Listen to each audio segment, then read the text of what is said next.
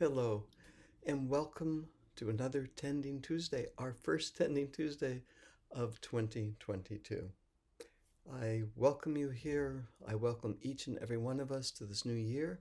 I know the year's been difficult so far, and I have an idea that I want to share with you about what we can do to set a kind of intention that is grounded in creative imagination. Now, when we spoke last, I talked about dream incubation and setting intention on the basis of a soul centered experience.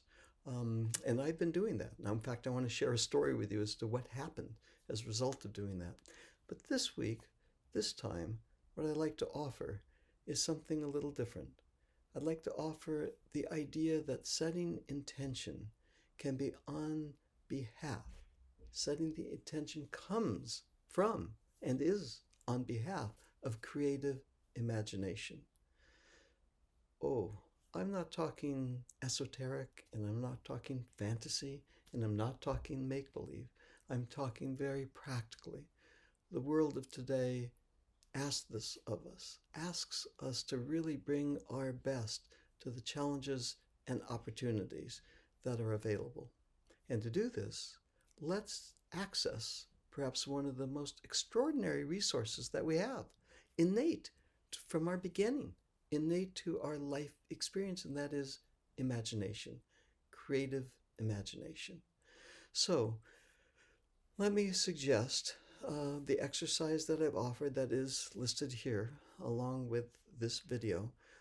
Try it out, because what I want to do is have all of us join together, support one another in really engaging the world first from the place of creative imagination, then to the place of taking action and the doing that's required of each of us as we face the obstacles and the opportunities that await in what we do in daily life. Okay? So I set this January 1. I went to sleep December 31st and I said, look, let's set the intention. But I'm going to set the intention not from my rational mind, which I do every year, which I have my list of intentions, right? Helpful, great, orienting, organizing. This time I thought, no, let me go forward with what I offered in a column that I wrote last week, which had to do with setting intentions from the soul centered place, from the place of psyche, from the place of dream and imagination. Let that come forward first, and the intentions evolve from that expression. Well, I did that, and in the morning comes forward this idea, and it was not what I have ordinarily done, which is write down the four things: finishing the book that I'm currently writing, working with the dream tending community in particular ways, time with each of the members of my family. I mean, those are the ways that I traditionally go forward, all really helpful and good, rewarding, truly.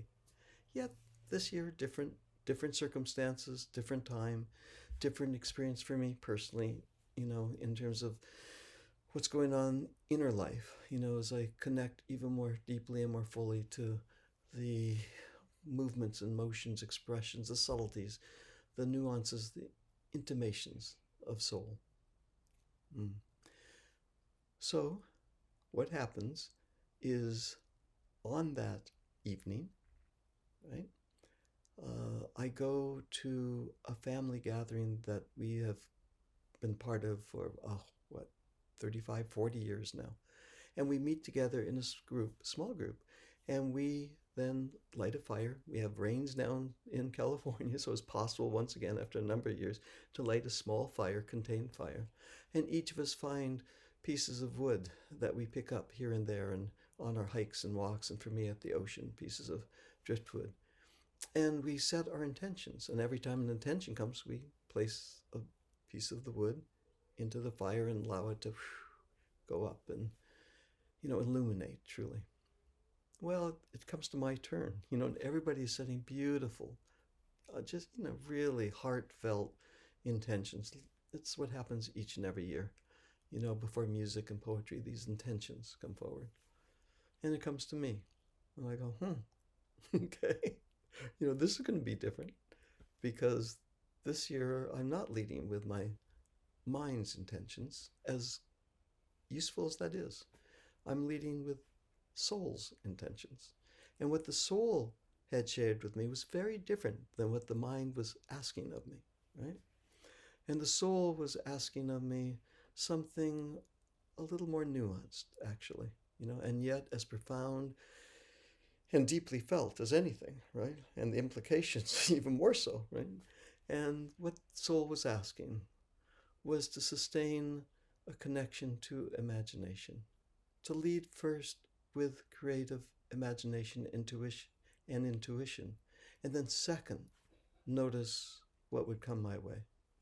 Well, those words seem so easy. I mean, I can write those and read those words and ingest them, but the actuality of allowing psyche and soul to set the intention to say, hey, first, before acting, listen, open heart, intuition, each and every time, and then take action in the world.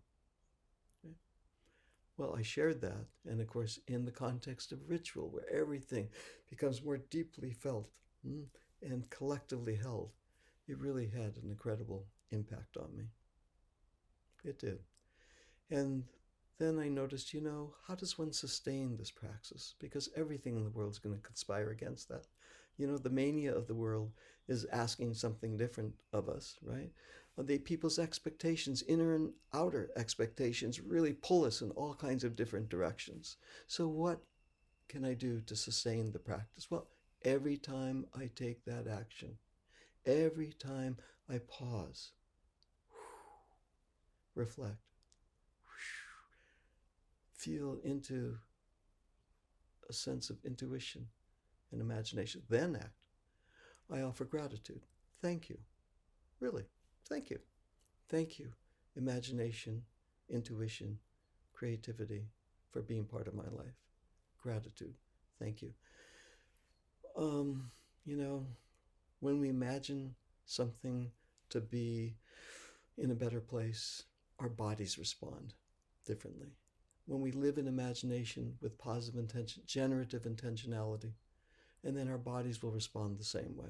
They do.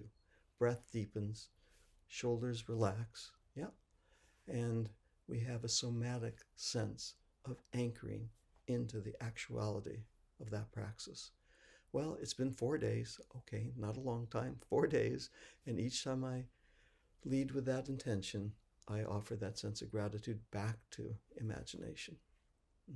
I'm happy to say, so far, I've been really well rewarded with the capacity to listen more deeply. And I think as important, even in these hard, troubled times, to find that inner smile, that sense of joy that comes with a remembrance of imagination, creativity, and living a soul-centered life. Hey, let's join together in extended community, support one another over these next days, weeks, months, this year. Let's support one another in living an imagination-centered, soul-centered life. Okay, be well.